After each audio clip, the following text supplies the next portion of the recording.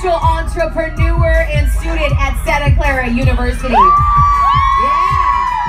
At just 8 years old, she founded a program called Giving Hope to Kids Like Me here in the U.S. and in her family's homeland of Ethiopia. And she's focused on education as a tool to help people raise themselves out of poverty. So please welcome Helen Kassa. Yeah, the future is female, that's right. Hi everybody, my name is Helen Kassa, and I, like many of you, am a young woman.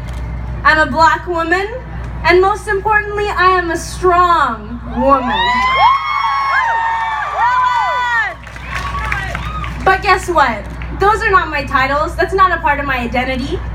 It took me 8 years to learn that it's not our race, our gender, our religion, or the length of our skirts that define us, but rather it is what we do for our fellow human being that defines us.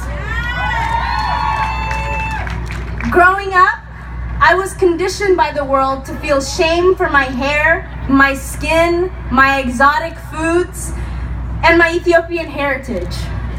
It was this pain and misunderstanding that things like skin color or gender dictated my value in this world. It wasn't until I had the opportunity to travel to my family's homeland in Ethiopia that I found not only my self-esteem, but my passions as well.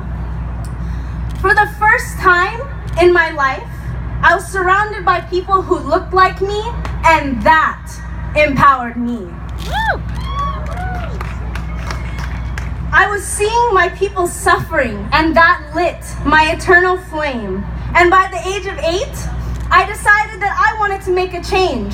So I did what was necessary and fundraised like crazy.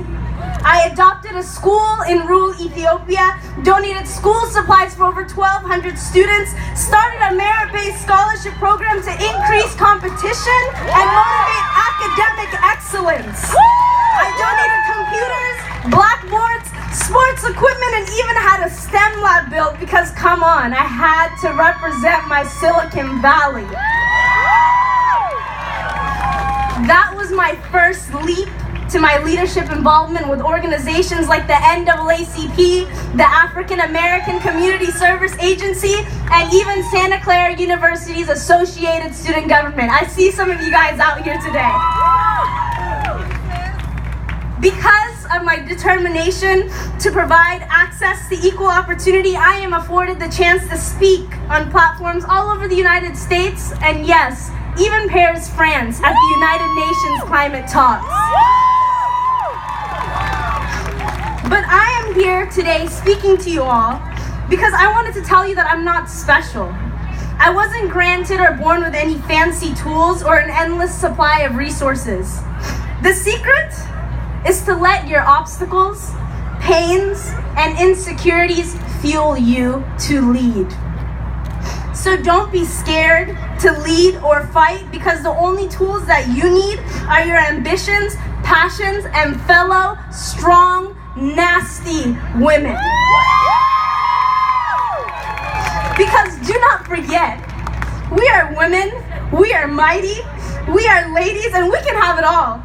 We can lead loud, listen quietly, and bring all of our girls to the top with us too. This is a no woman left behind movement. So today, I challenge each and every one of you to take a risk and get excited about your future by asking yourself, which young woman am I? Am I the young woman who will one day shatter these glass ceilings? Am I the young woman who will one day lead this great nation? Am I the young woman who will one day change the world? Which one young woman are you? Tell the person standing next to you, I am all of that. Louder, please. I am all of that. Let's give a hand to the young woman standing next to you, because you are here. You are present. You are making a change. I just wanted to conclude with this last thing. You are all unstoppable, not because you didn't have failures or doubts, but because despite them, You continued to fight on every day. You built your stamina and endurance to come up higher than you were yesterday.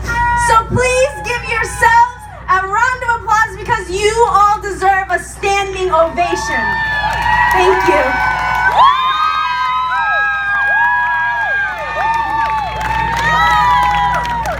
San Jose, let me ask you a question.